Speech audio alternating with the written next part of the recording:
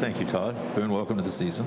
Yeah, thanks. How strange do things feel? What's the vibe from your seat? Just a lot of guys you've gone to battle with the last few years aren't here anymore. A lot of new faces. What do you make of what's happened? What's going on? Yeah, definitely some changes, like you said. I think it happens every offseason. You're going to get new guys in. Some guys leave. So I think it's exciting, for all of us, obviously, to welcome in the new guys, and then obviously wish all those guys the best. Some really good friendships and battles along the way with them. So, but we're looking forward to the group that's here now. Go to Brian Hedger on the left. Hey, Boone, welcome back. As Lars just mentioned, within the room, with those guys that you mentioned gone, there's kind of a void there as far as, some of the leadership that you guys have had the last 3-4 years. Do you guys sense that right now, that that's there, and that how much are you looking forward to kind of leading the way, you and the other vets that are coming back? Yeah, exactly. No, we've talked about it, and obviously, like you said, with some of the guys that were here that left that held a lot of that responsibility are gone, and it's a challenge. It's an opportunity for us to step up and take that and put ourselves in a bigger role that way with leadership and trying to bring in, like you said, a couple new guys that are here, and it's exciting. I think for us, we're excited for it. Like I said, it's a great opportunity that we're looking forward to starting, tomorrow and carry on throughout camp and into the season. Next, go to Craig Mears.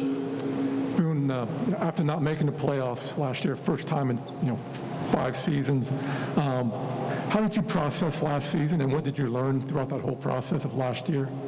Yeah, it's definitely tough when I think the past few years before that, you're used to playing for a playoff spot by the end of the year, trying to get in, or the positioning in the playoffs, and this past year with not playing for anything kind of at the end of the year, you're out of the picture. It's a tough feeling, and we haven't been there for a while. So I think it just made us hungrier over the summer, more excited to get back this year, just trying to prove ourselves again as a hockey team, and want to get back to where we want to be, which is in the playoffs, playing for the Cup. Anything else for Boone? Dave, you got nothing? Okay. I'm just he's here. No? If that's it for Boone, we'll bring Zach Werenski up. Okay. How impressed were you by what you saw from Sillinger and Chinnikov up in Traverse City, and how will that impact what kind of step, I guess, did they take toward making this roster, or will that yet to be determined here during training camp? We evaluate these players every day, and obviously when we get into the NHL competition, then it's going to be up a notch or two. I would say just the whole team in Traverse City was very impressive. I think it was well coached, led by Trent Vogelhuber, and they competed really hard, played hard as a team, had each other's backs, and there were some very physical games there, and I'm really proud of that group, not just a couple of individuals. And the leadership by Josh Dunn ended up winning the scoring in the tournament, and played as hard as I've seen guys play in that tournament with great leadership, and it looks like he's taken a step from last year and has had a great off season. Stanislav Svozil is a young defenseman that was 18 years old and is physically very immature still, but had all kinds of courage and to make plays and trying to make a difference. That was very nice to see. And I could mention a lot of different guys, but obviously everybody's eyes were on Sillinger and Chinnikov, because they dominated in that tournament, in my opinion. But not just statistically. I think that the competitiveness and maturity of Sillinger showed his leadership, and people have analyzed his skating. I must be seeing it totally differently, because I am not the least bit worried about his skating. Every time there's a puck race, he wins it. Maybe it's partly because of his competitiveness, but I think he's got great explosiveness too. Might not be the smoothest skater, but I really don't care about the style of skating. I care about effectiveness of skating, if you want, efficiency of skating, if you want to call it that, and just how well he played in the physical games too, competing and just making a difference. And Chinakhov, everybody talks about his shot, but I think that now that everybody seems to be pretty familiar with his shot through the highlights and all that, I think you'll see another side of him too, where if you overplay him, he's gonna pass the puck, and he sees the ice really well. So those two guys have good opportunities ahead of them, but they're going to have to earn it. And they're going to have to earn it from Brad Larson first and the management. And there's no spots given for anybody here. Doesn't matter where you drafted or what your salary is, you're still going to have to earn it. So it starts tomorrow with testing and medicals, and then we'll go from there. Next, go to Brian Hedger on the left. Go ahead, Hedge. Just kind of building off that, from that tournament, you guys have been there a number of years, as JD was saying, and you've seen guys come through there and do certain things. When you're coming out of this one, are you able to look at what they did? You just said they dominated. Are you able to look at what they did and kind of even already sort of project what you think they can do even this season? Well, I've been to that tournament since 2002. Couple of years that I missed when I wasn't working for an NHL organization, but usually the players that can dominate in that tournament have a real good chance of stepping right in and playing. It obviously depends on the team and the opportunities and all that, and it's another level when you get to the NHL competition and how they handle that, and do they get nervous, do they get stage fright with the big boys, or do they have the courage to play the right way when they have a star player playing next to them? Those are the mental part questions that they'll have to answer with their play and with the way they handle themselves with the NHL competition. But I think it's a great start. In the previous organizations that I've worked, it's usually translated pretty well. If they can dominate in the rookie tournament or rookie games, they are usually a step ahead, and that shows also in the NHL competition. But again, they'll have to do it on the ice and earn it day by day. And I guarantee you that the NHL guys have heard all about them, and nobody's going to be giving their jobs up easily, and they're going to be facing a tough competition once the camp starts. Go to Mark. Mark Scheich here on the right. Jarmo, any injury updates, and Max Domi, is he still on the same time frame as originally thought? Trey Fix-Wolansky as well?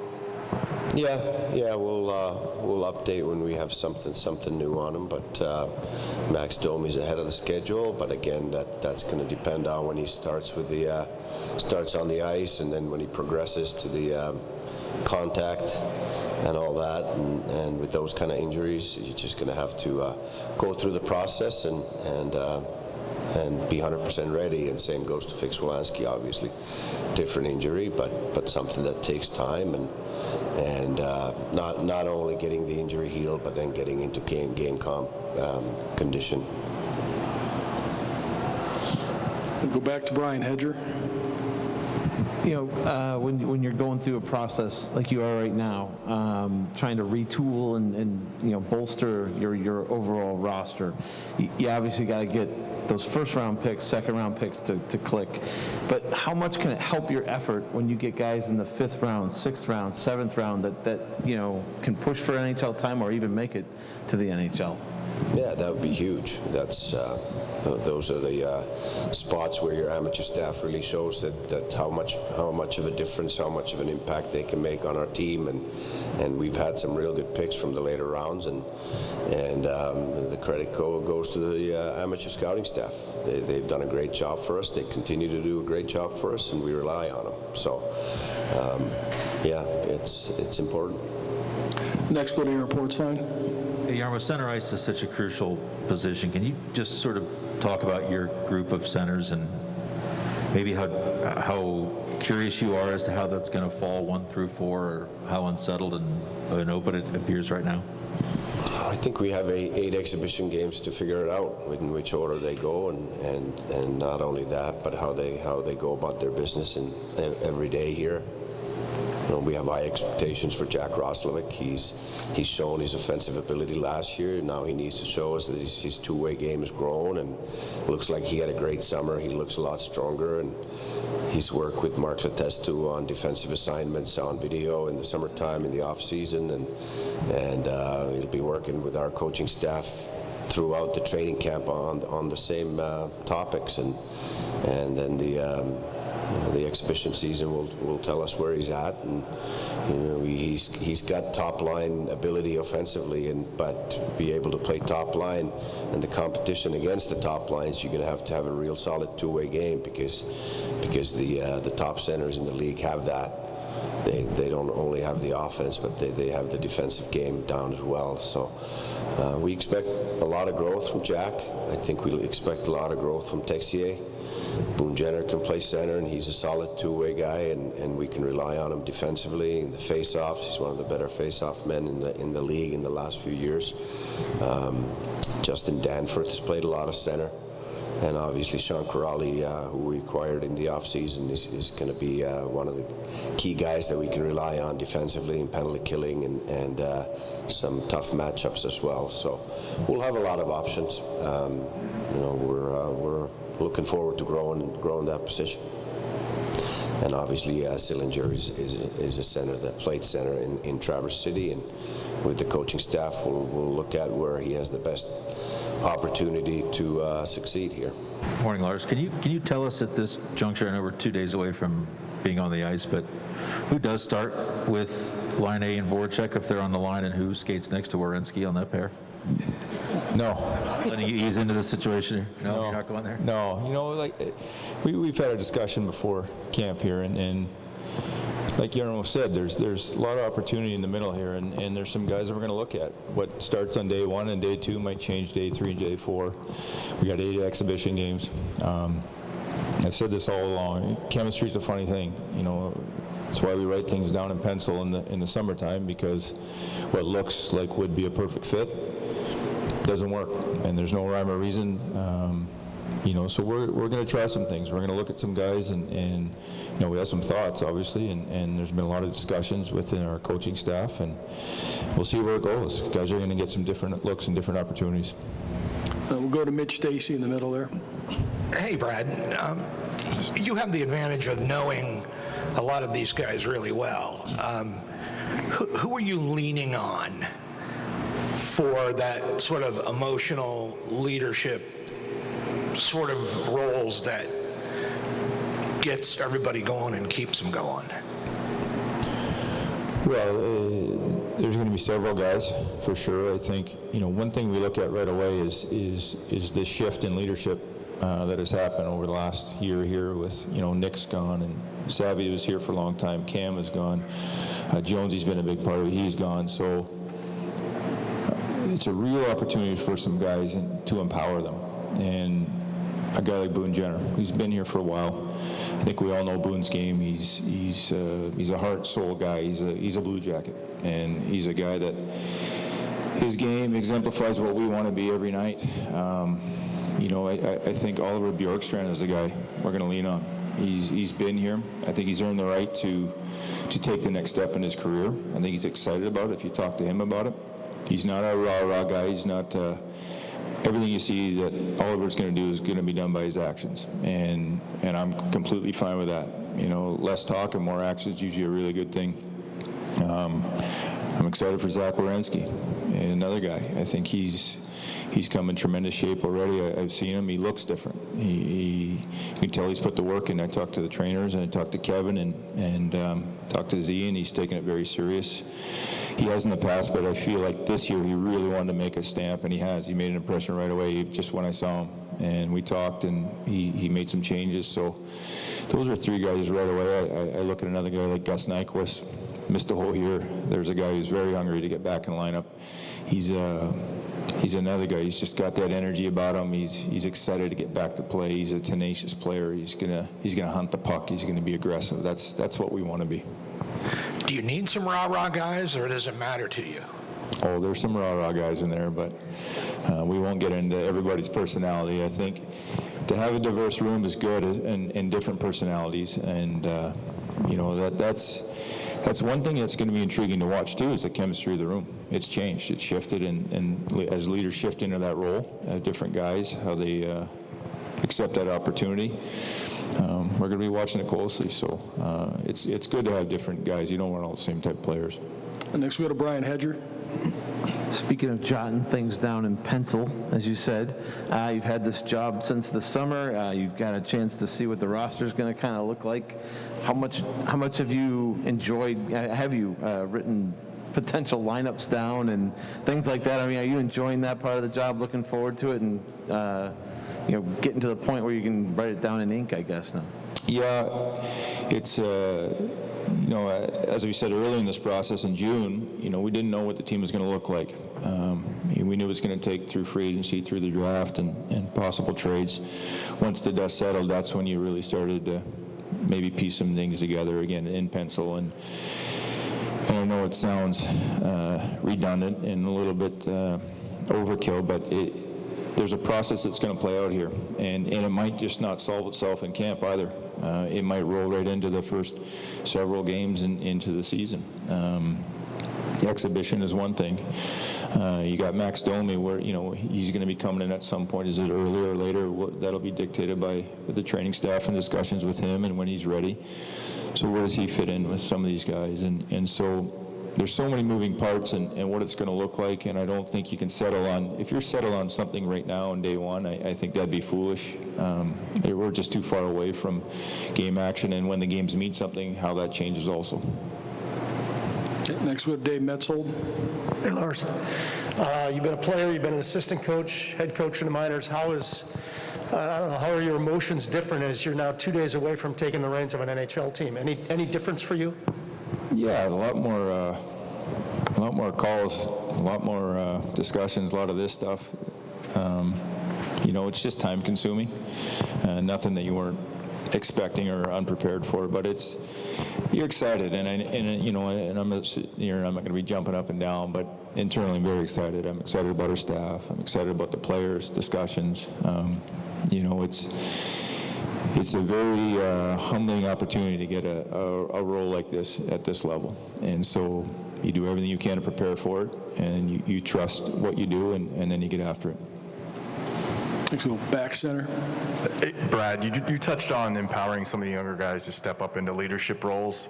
Do you have a timeline in mind for naming a captain? No, it's I've had a lot of discussions internally with that. I don't want to rush that decision.